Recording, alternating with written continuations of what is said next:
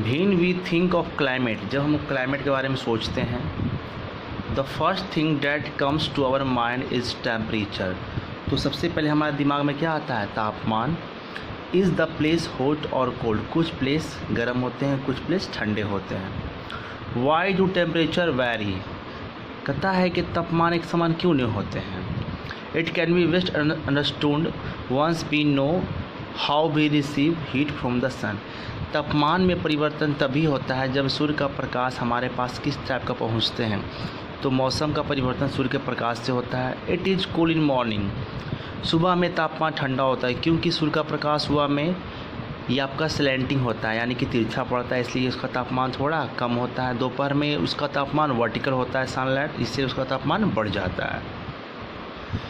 As the day progress, जैसे ही दिन बढ़ता है the weather gets the hotter, क्योंकि जब सनलाइट वर्टिकल होता है तो वो मौसम में परिवर्तन लाता है और तापमान को गर्म कर देता है। The hottest by Noon time, सुबह में ठंडा और शाम में दोपहर में आपका गर्म हो जाता है। Then the day start getting cool once again, फिर जैसे ही दोपहर से शाम होना चालू होता है तापमान घटना चालू हो जाता है।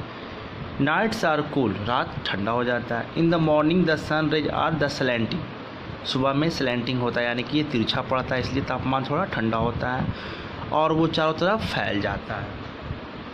The same the position the evening, जैसा वो सुबह में होता है पोजिशन सनलाइट का, सेम आपका शाम में होता है, इसलिए सुबह और शाम का तापमान सेम होता है। और दोपहर में आपका सनलाइट वर्टिकल पड़ता है, इससे तापमान क्या होता है? थोड़ा सा बढ़ जाता है। The spread of sun rays over the large area leads to low temperature. At noon the sun is directly over our heads, सूर्य का तापमान डायरेक्टली ओवर हमारे सर के ऊपर पड़ता है, वर्टिकल पड़ता है। इस कारण से the rays of sun fall over a small area. The temperature at noon time therefore the higher, इसलिए सुबह का दोपहर का जो तापमान होता है वो गर्म होता है। It may also be noted that shadow are longer during the morning and evening hours. हम लोग देखेंगे कि जो शैडो है, जो हमारा परछाई है, longer during the morning and evening, जब हमारे ऊपर वर्टिकल वे में अगर सनलाइट पड़ेगा तो परछाई आपका छोटा होगा, जब वही परछाई अगर तिरछा हो जाएगा तो परछाई आपका बड़ा हो जाएगा। That is so because the sun rays are slanting, हमारा परछाई तभी बड़ा होगा जब सूर्य प्रकाश तिरछा पड़ेगा। तो द नून इज शैडो और स्मॉल, सूर्य दोपहर में तब जो आपका शैडो होता है वो छोटा होता है क्योंकि जो सनलाइट होता है वह डायरेक्ट हमारे सर के ऊपर पड़ता है, इसलिए वो ज़्यादा स्पेस को शैडो नहीं बना पाता है। अब आते हैं डिस्टेंस फ्रॉम द इक्वेटर, इस पार्ट को इक्वेटर बोलते हैं, ध्यान दीजिएगा, ठीक है। Equator, distance from the equator, the sun rays fall directly over the region that are the nearest to the equator. जो एरिया इस एरिया के बीच में पड़ेगा, यहाँ पे सनलाइट आपका वर्टिकल पड़ेगा। They cover small area as such region are the equator are hotter, इसलिए हम यहाँ का एरिया है जो हमेशा गर्म रहेगा। और आप लोग देखते होंगे जैसे West Indies, south Africa, Kenya, ये सब के लोग काले होते हैं क्योंकि वो जो रीजन है आपका इसी एरिया में है और वहाँ का तापमान इतना गर्म होता है कि उनका स्किन को वो बर्न जला देता है, इसलिए उनका स्किन ब्लैक होता है। The position different place near the poles, poles होता है ऊपर का नीचे, जहाँ पर बर्फीला एरिया होता है यानी ठंडा मौसम होता है क्योंकि यहाँ पे सनलाइट बहुत कम पड़ता है। The rays of sun are the spread over the much larger area, here the strike are slanting fashion. The place near the poles are relatively colder, इस एरिया में सूर्य का प्रकाश बहुत कम पड़ता है, इसलिए यहाँ पर ठंडा बहुत ज़्यादा होता है। The area between poles and the Arctic Antarctic circle, ऊपर वाला को बोलेंगे आर्कटिक सर्कल, ये लाइन वाला को, और नीचे का जो लाइन है उसको बोलेंगे अंटार्कटिक सर्कल। तो ये कुछ फिगर है जिसको हम समझा देते हैं पहले आपको। ये बीच का लाइन है जिसको बोलते हैं इक्वेटर, ये पृथ्वी के हाफ पार्ट को डिवाइड करता है, हाफ पार्ट ऊपर हाफ पार्ट नीचे। यहाँ से जो नीचे का पार्ट है इसको बोलेंगे साउथर्न हेमिस्फीयर और ऊपर से जो पार्ट है उसको बोलेंगे नॉर्थर्न हेमिस्फीयर। ये जो आपका दिखाया गया ब्लू में ये है क्या? फ्रिजिड जोन है जिसको हम लोग पोल बोलते हैं, नॉर्थ पोल, और यहाँ पे हमेशा बर्फ जमा रहता है। ये है टेम्परेट जोन जहाँ का मौसम अधिक ठंड रहता है, अधिक गर्मी रहता है, और ये टॉरिड जोन जहाँ का मौसम बहुत अधिक गर्मी रहता है। तो इस एरिया से इस एरिया में जो आपका जोन है वो है टॉरिड जोन, यानी कि यहाँ पे आपका गर्मी ज़्यादा होता है और इस एरिया को बोलेंगे टेम्परेट जोन, जहाँ पे ना अधिक गर्मी ना अधिक ठंड। और इस एरिया को बोलेंगे हम लोग फ्रिजिड जोन, जहाँ पे हमेशा बर्फ जमा रहता है। तो आइए हम समझते हैं इसको। There are known as the frigid zone, वह जोन जो आपका नॉर्थ पोल और साउथ पोल में है उसको बोलेंगे हम लोग फ्रिजिड जोन बोलेंगे। फ्रिजिड मीन्स वेरी कोल्ड, जिसका अर्थ होता है बहुत ठंडा। In contrast the area between the equator and tropic of are very hot, यानी जो आपका कह रहा है कि वह एरिया जो इक्वेटर और ट्रॉपिक एरिया यानी ट्रॉपिक ऑफ कैंसर और ट्रॉपिक ऑफ कैप्रिकॉर्न के बीच का एरिया है वो आपका बहुत गर्म है। Torrid means very hot and dry, जो कि 23.5 डिग्री नॉर्थ से लेकर 23.5 डिग्री साउथ के बीच का एरिया, सारा एरिया कौन सा है? टॉरिड जोन है।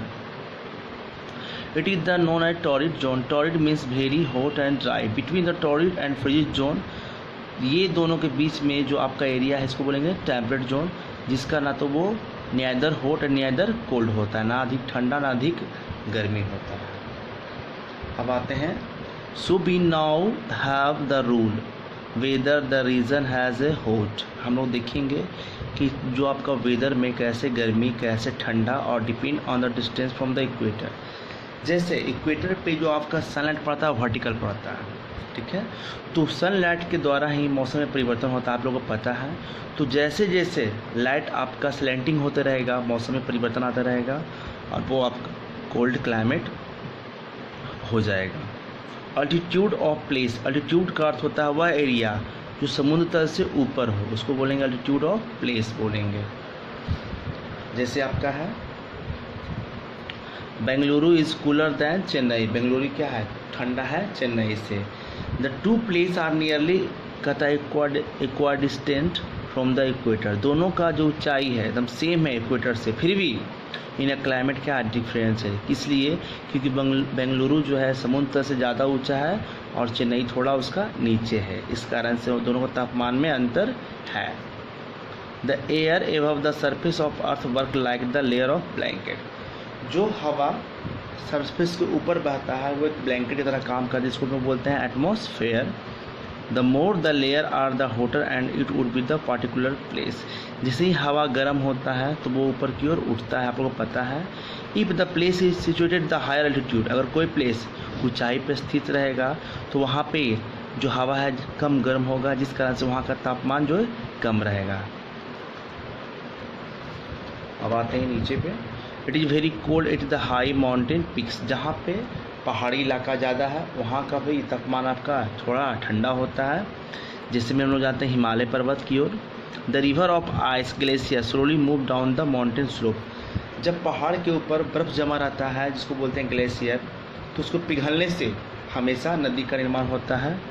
जैसे हम लोग जानते हैं गंगोत्री और यमुनोत्री, गंगा और यमुना नदी जानते हैं। As ice come down to the lower height, ऊपर जब ऊंचाई से वो पिघलता है तो नीचे की ओर आता है। Where temperature is higher from melting from the river, जहाँ से तापमान अधिक होता है इस कारण से वो पिघलना चालू हो जाता है, जिससे नदी निकलता है रिवर गंगा गंगोत्री से। Summer time in the plains people move to hill station, गर्मी में लोग घूमने जाते हैं कहाँ? हिल स्टेशन, यानी जहाँ का तापमान थोड़ा कम रहता है, जैसे फिरोजपुर पंजाब में, शिमला हिमाचल प्रदेश में। We have nearly the same latitude, Shimla 2002 से लेके 2430 मीटर ऊंचा है समुद्र लेवल से, इसलिए वहाँ का तापमान थोड़ा कम होता है। Really has temperature exceeding 25 degree Celsius, जिससे तापमान में लगभग 25 डिग्री सेल्सियस का अंतर आ जाता है। Firozpur on the other hand very hot during the summer season, और गर्मी के मौसम में एरिया बहुत गर्म हो जाता है। तो ये आपका सेकेंड पैराग्राफ एंड हो गया है। अब नेक्स्ट वीडियो में इसका थर्ड पैराग्राफ का वीडियो मिल जाएगा। धन्यवाद।